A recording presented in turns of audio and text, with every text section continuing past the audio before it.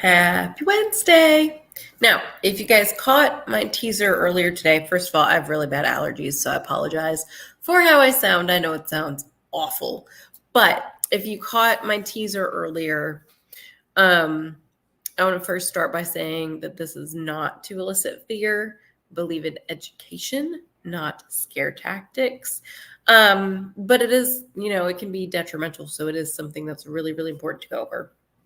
If you missed my little teaser, then I'll fill you in that I posed the question, how would you feel if, you go to buy a property and you end up owing two different buyer agents a commission? How would that happen? It sounds crazy. How would that happen? So this is what we're going over, because all of the states, the NAR settlement goes into effect August 17th. So all of the states in the United States between now and August 17th have to implement changes. Have to. There is always the argument, some places are making it the law, but if they haven't, there is the argument that it's not technically a law. It's just the association, blah, blah, blah, blah, blah. Please understand that if I'm not a member of the association, I cannot open a lockbox to show you a home, and I cannot access the forms to write your contract. So does it really matter? No, it's function of our job. So how does this happen? It sounds crazy, especially something that's supposed to be a benefit for consumers, right? Well, I'm going to use Alabama as an example. All of the states are updating. Alabama is requiring it a little bit faster.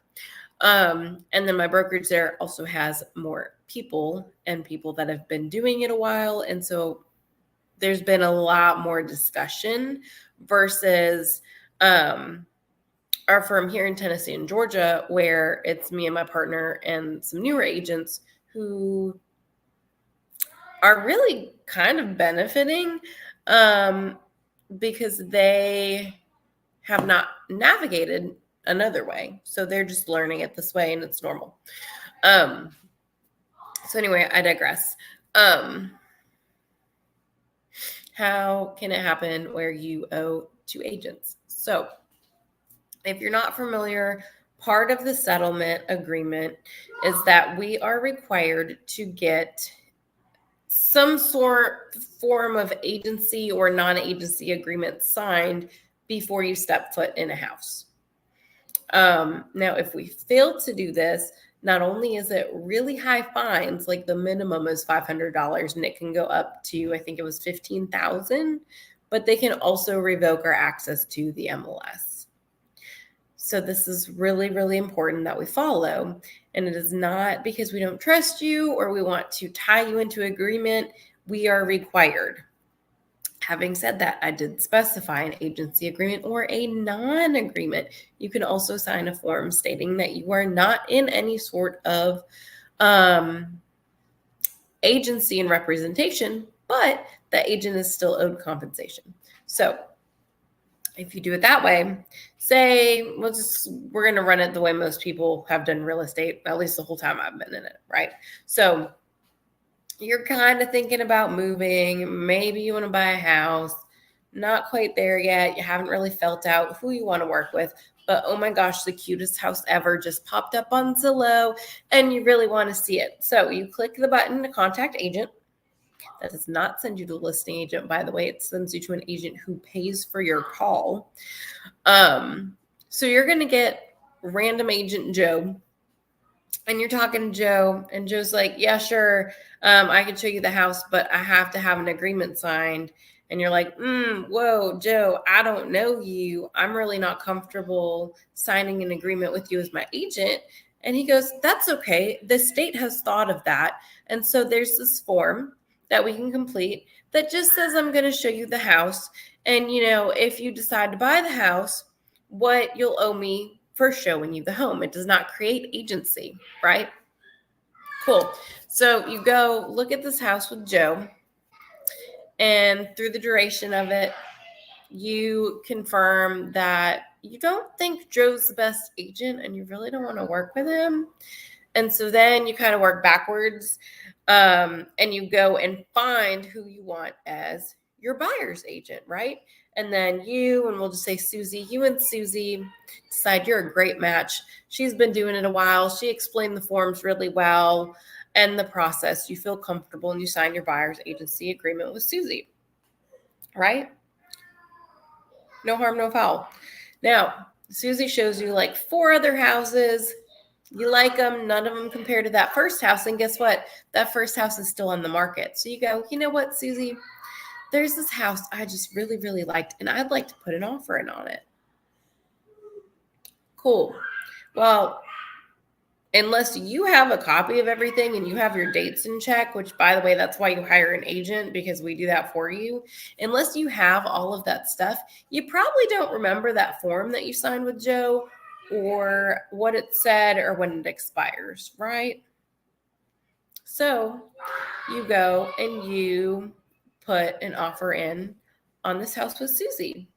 Well, Joe sees it go under contract and he remembers showing you that house, and he's been trying to get in touch with you, but you just didn't want to hurt his feelings, so you didn't say anything.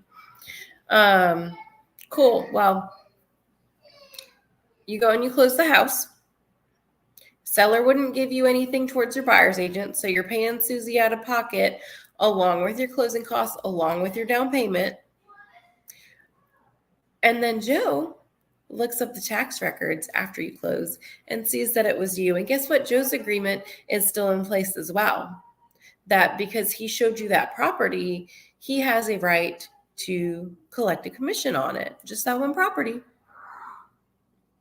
And if you had worked with Joe without signing another agreement, he wouldn't be able to negotiate for you or anything. This is literally just for him opening the door. This is what the lawsuit has created. Please understand, it is more important than ever to do things the right way. We don't wait for the house. Same way we don't wait for our divorce.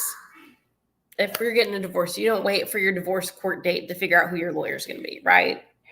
Same thing here. We're not waiting for a house to decide who our agent is going to be. We are going to take the time and the diligence to have buyer's consultations with whoever we think we want to work with and confirm that they're the agent. Or if we're not sure, do it with a couple of them. Make sure you're comfortable with who you're working with, because otherwise you're going to end up in a house with Joe or Steve or Mary or I don't know, whoever.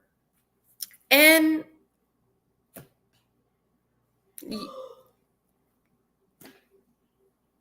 they have to have something signed to let you in. They have to. Unless they're signing the paperwork that says they're working for free. And I don't know about you, but I surely don't work for free. So please, please, please keep that in mind.